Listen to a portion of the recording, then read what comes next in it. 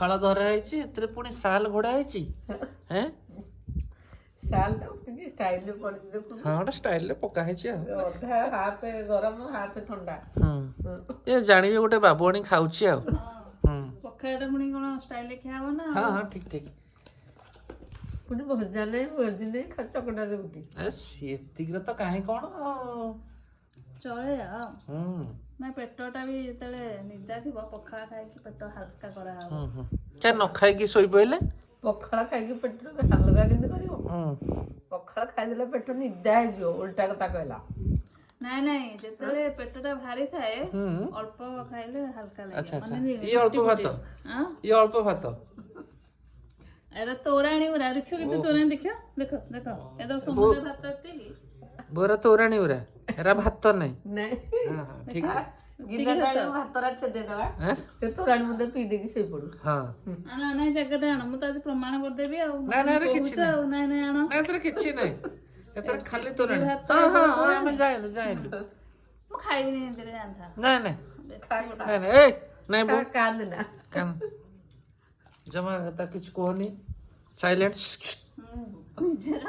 ବେଶୀ ଗୋଟେ ହଉଛ କିଛି ନାହିଁ ଥଟ୍ଟା ମଜା ବେଶୀ କରିଦଉଛ ତା ସହିତ ମୁଁ କଲେ ଗୋଟେ ଚଳିବ ମୁଁ ଗୋଟେ ସ୍ୱାମୀ ହିସାବରେ କରିଦେବି ତମେ ଗୋଟେ ଶାଶୁ ହିସାବରେ ଗୋଟେ କରିବ ତମେ କଣ ମାହାପୁରୁ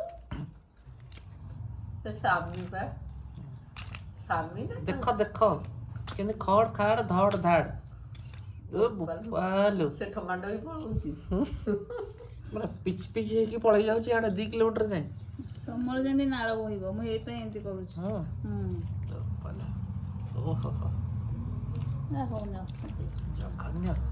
ଏଇ ପାଗକୁ ଦେଖିକି କେତେ ଯେ ଲୋକ ପ୍ରଥମେ ତୋରାଣୀ ଆଣିକି ଆଗ ଖାଲି ଲଙ୍କା ଗୁରା ଭାଙ୍ଗୁଛନ୍ତି ତାପରେ ଆଉ ଯାହା ଭାଙ୍ଗୁଛନ୍ତି। ଲଙ୍କା ଗୋଟେ ନଥିବେ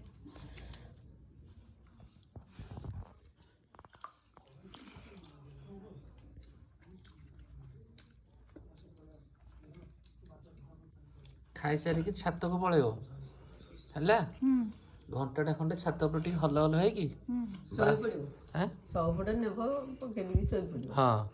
ଆମର ଯୋଉ ସିଧା ଖଟଟା ପଡିଛି ସେଇଥିରେ ଶୋଇପଡିକି ଘୁଗୁଡି ମାରିଦବ ଚଳିବ। ଆଜି ଶୋଇଯିବ କାରଣ ଆଜି ବେଶୀ ଠିକ ଅଛି ହଉ ଠିକ ଅଛି ଭିତରୁ କବାଟ ଦେଇଦବ। ତମେ ଖୋଲିଲେ ବି ମୁଁ ଆସିବିନି। ଆମେ ତ ଡାକିବୁନି ଆଉ ଖୋଲିବୁ କଣ ଆମେ ଡାକିବୁନି ଜମା ଡାକିବନି ଯଦି ଧଡ ଧଡ ବି କରିଥବ ବି ଆମେ ଖୋଲିବୁନି। ମୁଁ ଡାକିବିନି ମୁଁ ଏପଟେ ଛାତ ଟିକେ ସେପଟେ ଏପଟେ ହଁ ହଁ ଯା ଯା